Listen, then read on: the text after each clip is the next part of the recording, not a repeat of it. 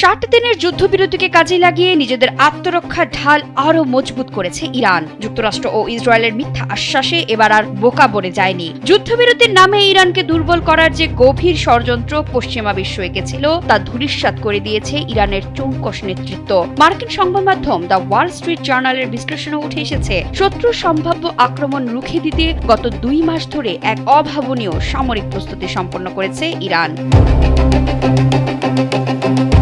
ওয়াল Street Journal Iran ও আরব কর্মকর্তাদের বরাতে জানিয়েছে, তেহরানের বিশ্বাস ছিল আমেরিকা ও ইসরায়েল মূলত ভবিষ্যতের একটি বড় হামলার প্রস্তুতি নেওয়ার জন্য সময় ক্ষেপণ করছে এবং সেই সঙ্গে আগের দফার যুদ্ধের ধাক্কা থেকে বিশ্ব অর্থনীতিকে পুনরুদ্ধারের সুযোগ দিচ্ছে। জীবন অবাক না করলে কে করবে? 28% মিল্ক ফ্যাটের অবাক করার সাথে ফ্রেশ মিল্ক পাউডার। জীবন অবাক করুক প্রতিদিন। প্রতিবেদনে বলা হয়, এ কারণে গত 60 দিনে ইরান ক্ষেপণাস্ত্র এবং ড্রোনের উৎপাদন ব্যাপকভাবে বাড়িয়েছে এবং গুরুত্বপূর্ণ পদগুলোতে কট্টরপন্থীদের নিয়োগ দিয়েছে।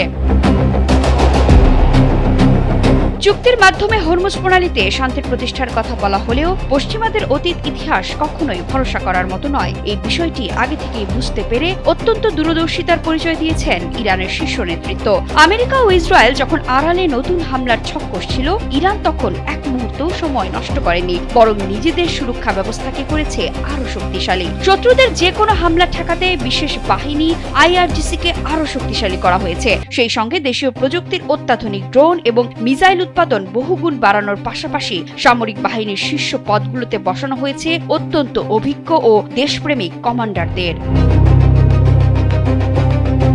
নিজেদের সার্বভৌমত্ব রক্ষায় ইরান কতটা বদ্ধপরিকর তার প্রমাণ হরমুজ প্রণালীর বর্তমান পরিস্থিতি। পশ্চিমা দেশগুলো যুগের পর যুগ এই পথ ব্যবহার করে নিজেদের অর্থনৈতিক স্বার্থ হাসিল করেছে, কিন্তু দেশের নিরাপত্তায় বিন্দুমাত্র ছাড় দিতে রাজি নয় তেহরান। রয়টার্স ও CNBC-র সাম্প্রতিক তথ্য বলছে, নিজেদের জলসীমার নিরাপত্তা জোরদার করার পর থেকে হরমুজ প্রণালীতে পশ্চিমা জাহাজ চলাচল প্রায় 90% কমে গেছে। স্বাভাবিক সময়ে যেখান দিয়ে দিনে 130টির বেশি জাহাজ চলত, সেখানে সম্প্রতি মাত্র 5টি মালবাহী জাহাজ পার হওয়ার রেকর্ড পাওয়া গেছে।